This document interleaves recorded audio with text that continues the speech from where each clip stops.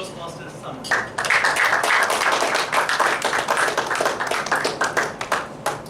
Toastmasters, distinguished guests, Mr. President, Vice President, Mini Samai Nogo Ai Satsu, Vatashiva Anatika, Teen Kiratu, Shinimasu. Can anybody tell me what language was this? Japanese, because of the speech title. Yeah, because you read from the agenda. Okay, fair enough. Can anybody tell me what did I just speak? Come on, you have to make some guesses. I'll take 3 guesses. I spoke 2 sentences. Have a nice You spoke something about culture. No, I did not. Have a You nice said something about history. About this being a wonderful day. No. Jordan, Any more takers? about Jordan for a few years. Welcome. No, I did not. Certainly did not do that. Welcome to Toastmasters. Okay, who said greetings?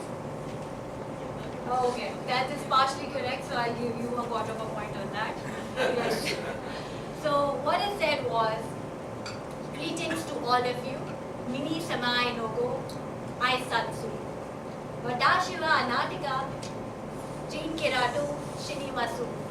I trust you all are well. It was 1871. A new government had been placed in Japan for 3 years, and it was eager to bring the country that had been under samurai rule for 7 centuries more progressive and more civilized. To that end, it dispatched officials all across the world. Firstly, to study foreign ways, and secondly, to convey to their Western counterparts that Japan was indeed a civilized and progressive nation. One of the officials was Ito Hirabumi, who was a member of the finance ministry at that time, but later on became the first prime minister of Japan. Ito's historical highlight was a dinner in Washington, where he addressed his American counterparts and made 2 key points in his speech. Firstly, he spoke about Japan being an old country, more than 2,005 years old, and during that time it had become exceedingly isolated from foreign nations. Secondly, he spoke about the new government to which Ito was a part of, that it would bring reforms to the country which would make Japan join the Brotherhood of Nations. Now, was Ito's account an accurate reflection of facts, or was it an anecdote shaped up by his own experiences and political objectives to impress upon his Western counterparts? On that, let's take a look at Japanese history. The first inhabitants of Japan were the Ainu and Yamata people who arrived on the islands in 12,000 BC. Its first permanent capital was Nara, established in 710 AD, at the time of the rise of the imperial dynasty. When Buddhism was introduced in Japan from China in the mid-6th century, these Buddhist temples in Nara became the power in the land. However, Japan was wrought by constant conflict, war, and turmoil by 15th century, and was divided into was controlled and divided by feudal families and samurai warriors. The price at that time was the imperial capital of Japan, established in 794 AD, called Kyoto. That was the price, and that was meant to be conquered. These insurgencies, they gave rise to a new leader called Odo Nobunaga, who entered Kyoto finally and was able to successfully seize it, only to commit ritual suicide. By 1600, Japan had once again been under samurai rule called the Tokugawa shogunate, and until 1868, it remained the same. In 1868, when Meiji Restoration took place, to which Ito was a part of,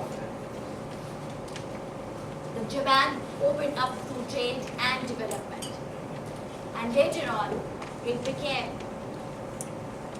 later on the World War II, which resulted as a result of the conflict between Japanese families, still ensued. By 1945, after the attack on Pearl Harbor, Japan's victory, Japan's defeat, apologies for that, Japan's defeat in World War II was final. This is a very short anecdote on Japanese history. But there's a lot more to Japan. The aspects of Japanese culture itself are intriguing, multifarious, complex, and a fusion of tradition and modernity. The three elements of Japanese culture that I particularly find intriguing are the unchanging concept of the loss of face. Can anybody tell me what loss of face means? Has anybody come across this terminology? You always aware of what the other might think of you, and you always be Basically, to avoid humiliation of any kind. Exactly, spot on. Loss of faith is a concept that embodies personal dignity and mere status. And that is holy for Japan. Any criticism, insult, or conflict that might potentially result in a loss of faith is avoided at all costs. The other elements that I find particularly intriguing is eye contact is discouraged in Japan, and it is a flagrant invasion of Japanese privacy. Passive facial expressions are recommended for visitors. Bowing is a sign of respect, but opening the gift in front of the givers is not. When you enter a Japanese home, there is a minefield of protocol that is supposed to be followed. Remove your shoes.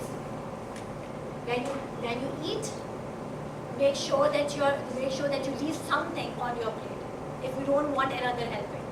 Because for Japanese, it is part of their tradition to not let any plate be empty. So all in all, Japan itself is a multifarious, a complex, cosmopolitan country whose history has been